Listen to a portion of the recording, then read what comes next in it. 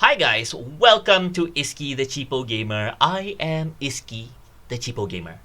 Okay, this is the first episode of hopefully many, and I know it's rather weird to be doing a review first as a first episode without you guys knowing who I am. So let's just get to it.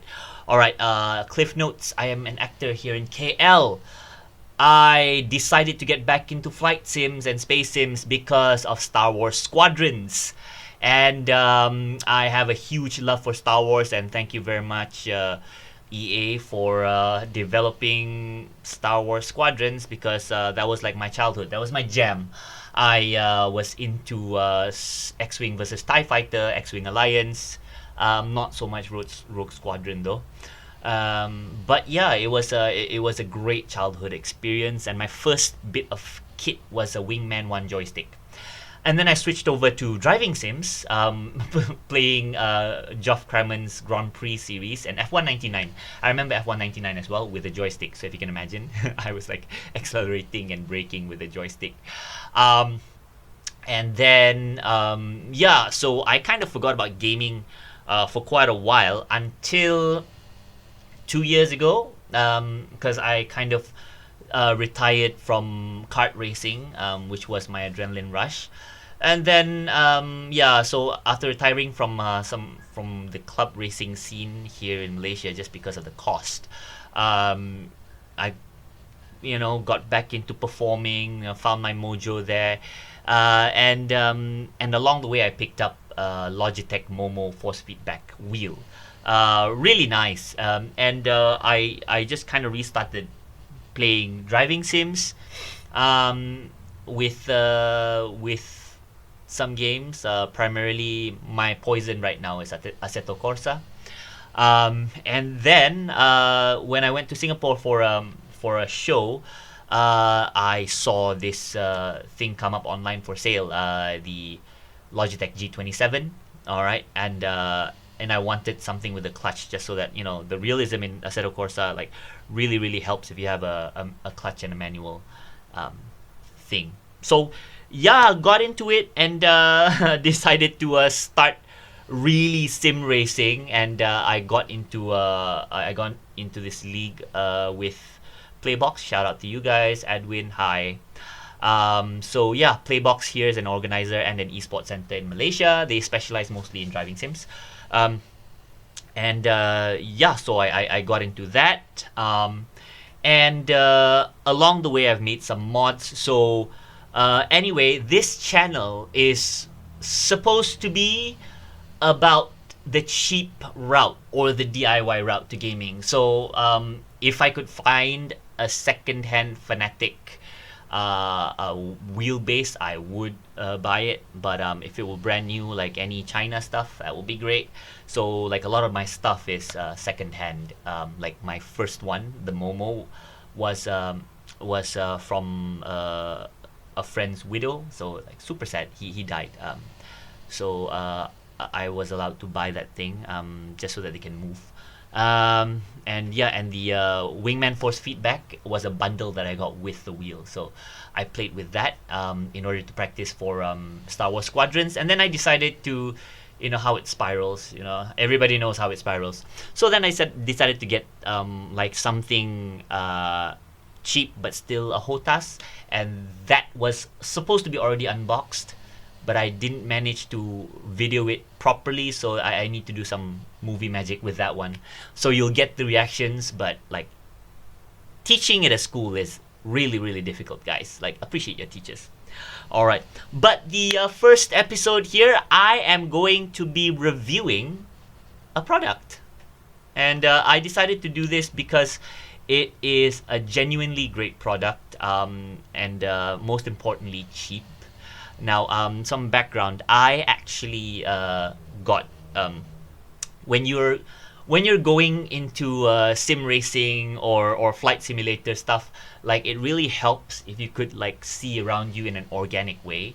And VR is right now way too expensive. So what do? We could get head trackers. Now, TrackIR, as I recall, is a pretty expensive bit of kit, seeing as it came from overseas here in Malaysia, so it really isn't an option.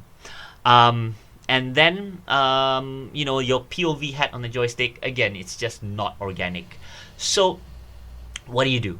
So looking online, I see a lot of these websites selling LED based trackers, and I managed to get one here in Malaysia.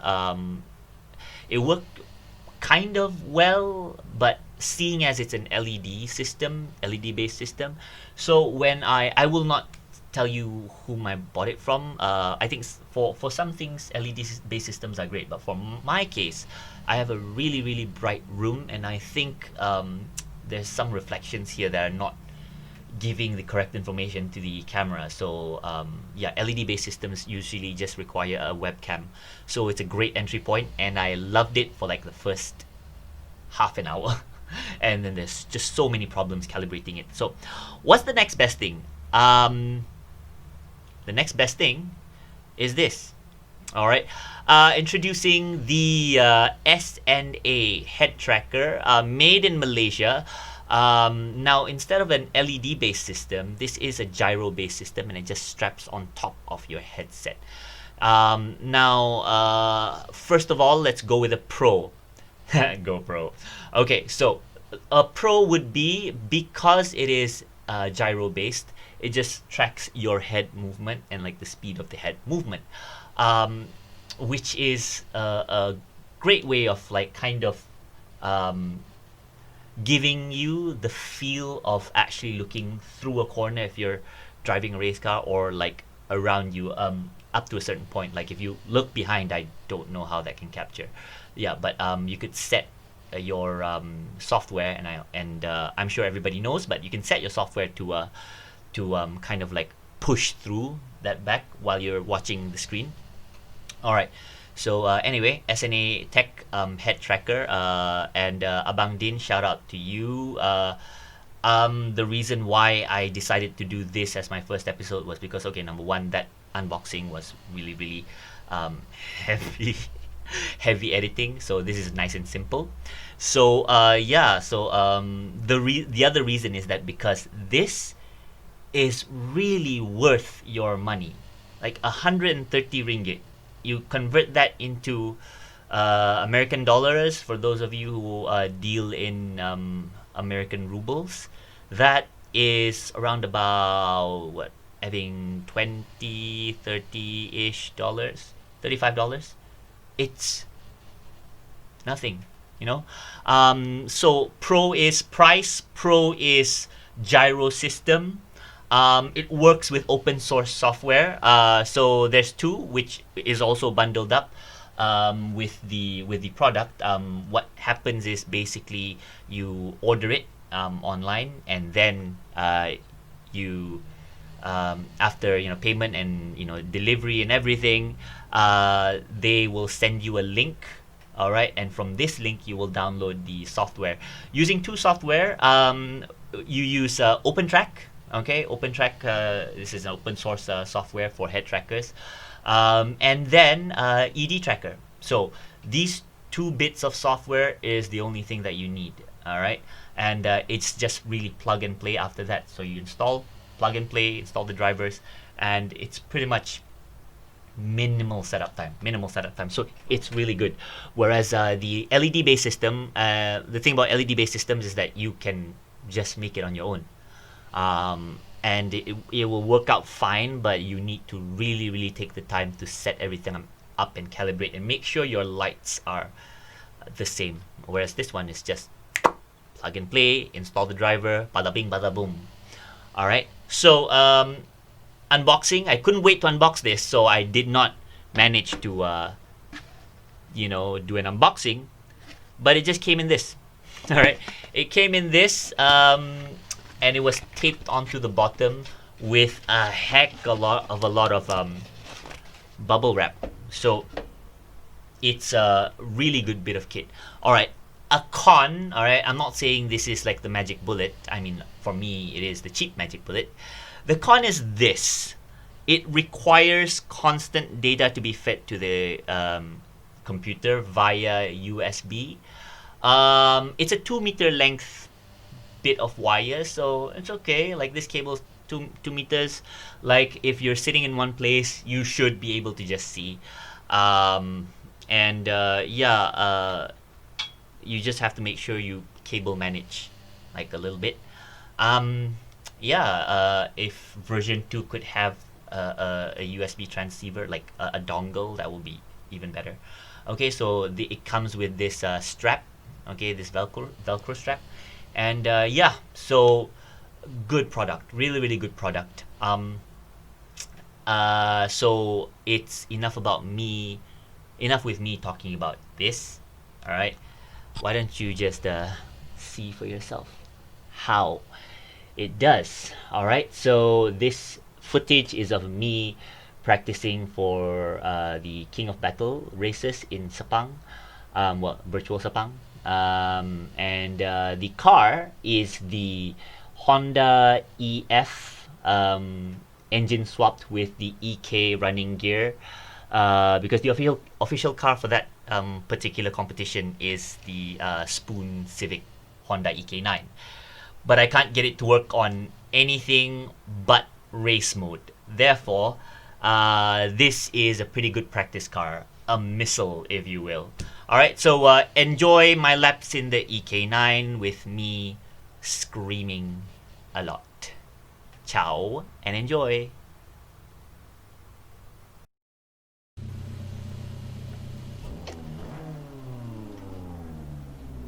Okay, so this is me doing the voiceover. Hello, hello.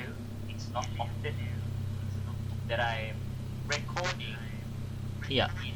This is rather special. Yeah, so I'm just gonna trim out this part. Okay. So again, like this is just me kind of looking, just testing stuff out. So, as I was saying, this is the S&A Tech Head Tracker. So I've got the ED tracker and OpenTrack kind of playing in the background. So as you can see, like I am kind of looking through the corner, like really really naturally. And I felt that way because I've got a 32-inch screen. Yeah. S&A Tech. So thank you very much, Abang Din. This is kind of your promo as well. Your product was so good, it got me off my ass and got me starting this channel finally. Okay, so BT Dubs, I'm running a Logitech G27, which is modded with the AXC Sim brake pedal mod. It gives me great feel for threshold braking. Okay, so usually I'd be very very hesitant through this corner in Sepang, and I will get faster. So like, yeah, this is a little bit hesitant, but very very like way faster than what I've done generally. And this is just because of the head tracking, you know, running 32-inch screen. Like when you're looking, you're actually looking at the same piece of real estate, like roughly the same FOV. Okay, so yeah, nicely smooth, going, brake at this mark right here, and roughly grab second gear, and already I'm just like way faster here than usual. Okay, alright, so we are going up to start the lap. I am actually driving the Honda Civic EF7 or EF6? EF, it's the EF chassis. It's something that I got from Asetto Land, I believe. And this is basically a Civic Spoon 260 horsepower Type R that's swapped over within the EF chassis. So yeah, so I'm looking through and look at how much more natural it is. Anyway, yeah, it's 260 horsepower, which is the car that we're using during the King of Battle. somehow I couldn't get to work during practice, but it worked fine during the race. So the EF is the closest. So just look here. I am just way more aggressive right here, coming in, higher rate of speed, and I was just way more confident coming through here because I could really see through the corners, right? Okay, now going, rowing. So notice that the last lap is 4:02.438, and it's about to get faster, way faster. My best lap with this car was I think 3 something. Close to 340, I think. Yeah, 340. Okay, so as I said, it's 340-ish. That's my best lap here. So let's just switch over to my fastest lap, yeah? So I was steadily getting faster and faster, 235.537. So look at like the aggression. I'm really handling this with a lot of aggression. Then like pop, move it forward. Okay. So yeah, other me is still talking. I don't know why. Shut up. Okay, so I start the lap really full of confidence. And remember, like I was already about 3 seconds up on my best lap. Because my best lap from before this was about 340-ish, 338 with this car. Alright. Rowing through the corners, rowing through the gears, like full of aggression, just like really looking into that the corners. That sight line just really helps when you're a driver. Alright, and nicely in. I have never taken this corner with that much finesse and confidence. Like, it's amazing. This is just like one simple electronic device costing what, $35 US. It's amazing. 130 ringgit on Shopee. Can I say that? I don't know. Third gear, full of aggression, and that is like the fastest that I've traveled through that corner in a controlled manner. Because usually I'd be all over the place, like trying to kind of inertia drift through. Maybe I'll pull a compilation of me trying to inertia drift through there. Crank the wheel, it really helps during hairpins and blind corners because you really kind of see through. And pick the apex, there you go, there's the apex, and throttle through. So if you can imagine like playing squadrons with this, right? Playing any flight sim, just like being able to look around without using that POV hat, it will just help massively. And in we go. There you go. Just a little bit of a slide there. So actually I could have gone faster, but like, you know what? First session with the S&A Tech Head Tracker. BT Dubs, I paid for this, okay? Nobody gave me shit.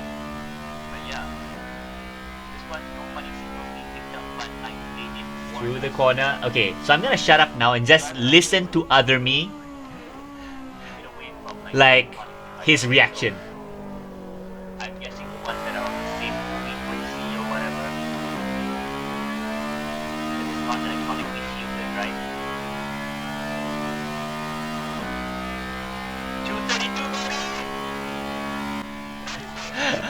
232, baby! Okay, it's like 233, but still, it is, what was it? Like, 38, 5, well, 38 and a half. So that's like 5 or 6 seconds off my best time.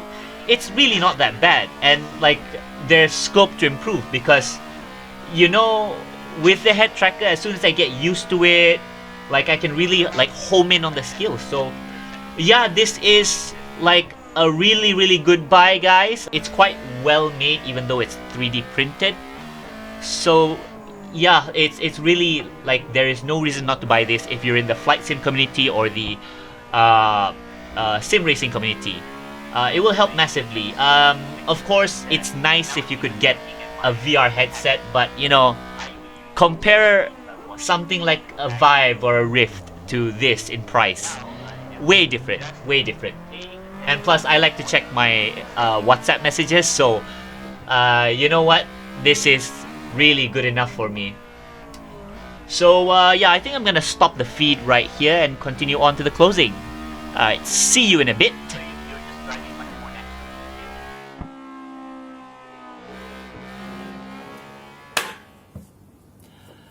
Okay, so with all that enthusiasm, final word.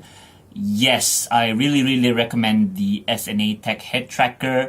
It is a great item for all the people in the sim community. I mean, of course, it's great that if we had VR, but right now a lot of people can't really afford that. So, you know, monitors are cheap. Like if you have a triple screen setup, I think it would work as well.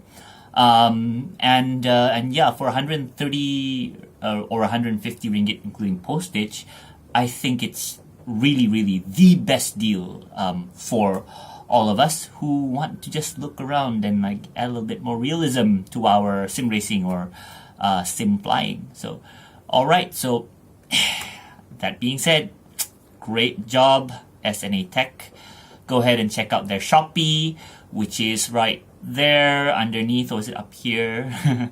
Okay, so yeah, contact him on Facebook, Solihin Din, and I'll link that as well. So, and I guess because this is YouTube, like if you like it, subscribe it. If you don't like it, then you know, make me feel better, because this is, you know, my first video. Oh dude, you've got a gap in your teeth. It's all right.